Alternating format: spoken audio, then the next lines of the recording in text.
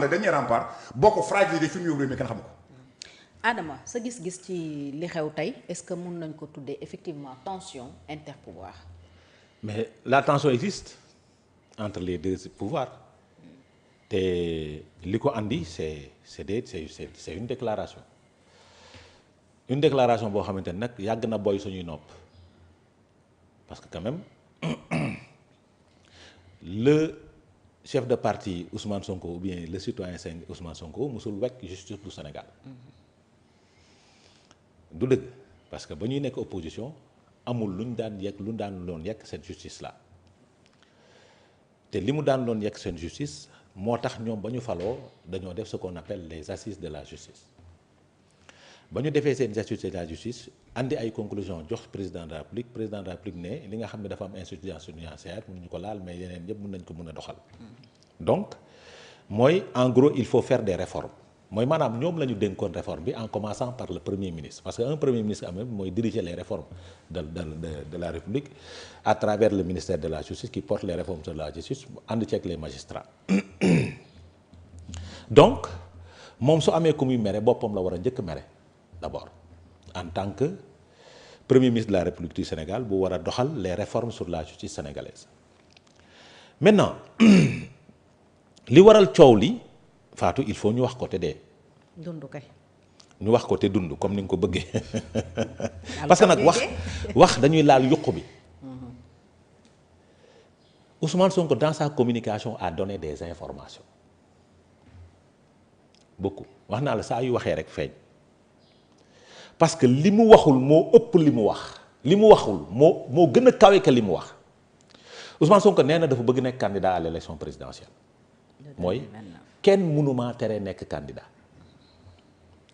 Ousmane Sonko a attaqué la justice sénégalaise qui est le président du conseil supérieur de la magistrature c'est le président de la République donc il s'est attaqué directement au président de la République et c'est pas la première fois c'était en Chine ba mu naan li tax yàllaa xam li tax defuma président de la République c'est-à-dire dans ces informations il est en train de nous dire qu'il y a une crise au sommet de l'État du Sénégal c'est-à-dire ce bicéphalisme bi ñu doon tiit mi ngi commencé di installé wu au niveau du Sénégal parce que yow président de la République bi nga xam ne moom moo fi nekk mënu nekk président du conseil supérieur de la magistrature jiite justice bi yëpp yow nga tirer sur la justice am na loo ñuy woon mooy moom su nekkoon président de la République lii du am donc sooy def lecture da ngay gis ni am na message yu muy joxe mooy y a une crise qui s'installe entre eux deux te crise yooyu su taxawee day andi njàqare par rapport à la population sénégalaise dafa teel ñoom ñaar waruñu gaaw a andi crise nii di feeñ warul feeñ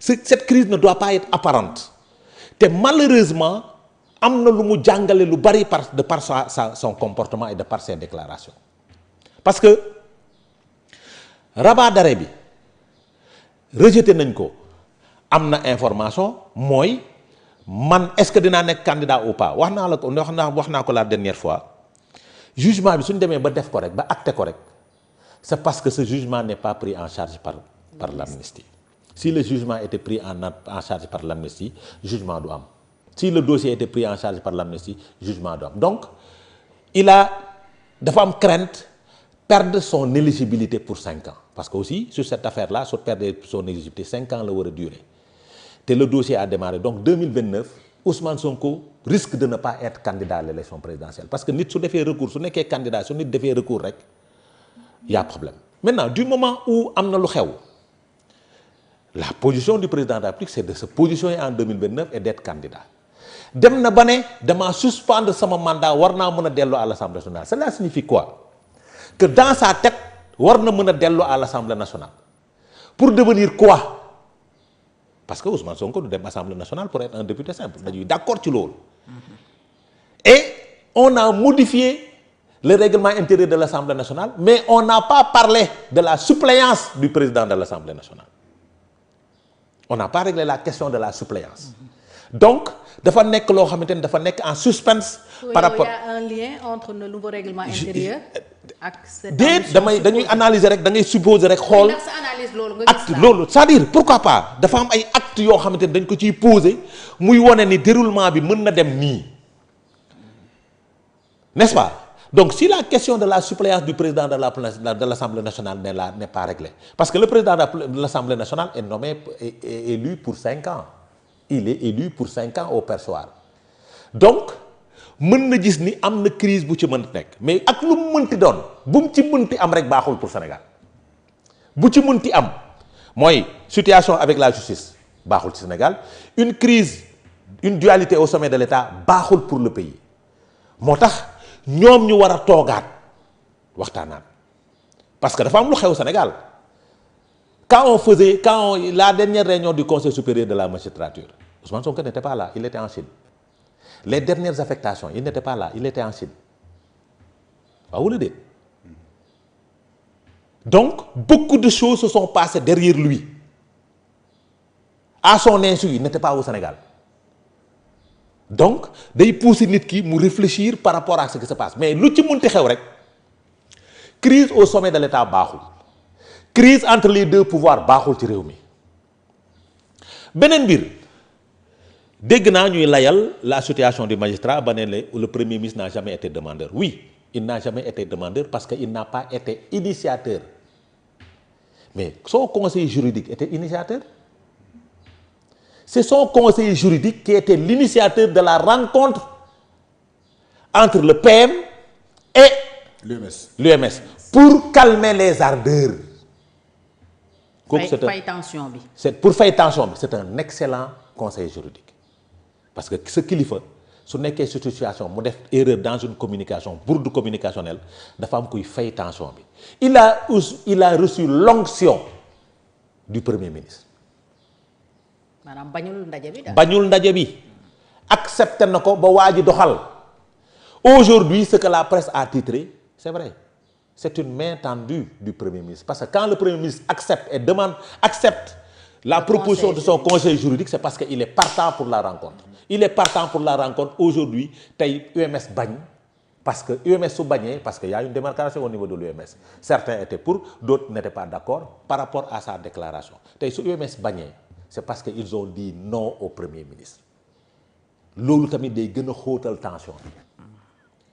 Donc, il faut trouver une solution par rapport à cette crise-là qui existe au niveau de l'exécutif et qui existe entre l'exécutif et le judiciaire. Beneen crise buy waaj a juddu day dem ci législatif bi entre le législatif et le judiciaire te loolu li ko installé c'est qui va l'installer, c'est le règlement intérieur de l'Assemblée nationale qui risque de l'installer. Et ça c'est pas bon. L'article 56 notamment qui donne c'est un précédent dangereux pour la République sénégalaise. Moo tax il faut lancer un appel au chef de l'État parce que il est le seul. Parce qu'il est le garant du bon fonctionnement des institutions. Il est le seul qui peut apaiser cette tension-là. Parce que l'UMS a dit, son interlocuteur, président de la République, là, ils ont parfaitement raison.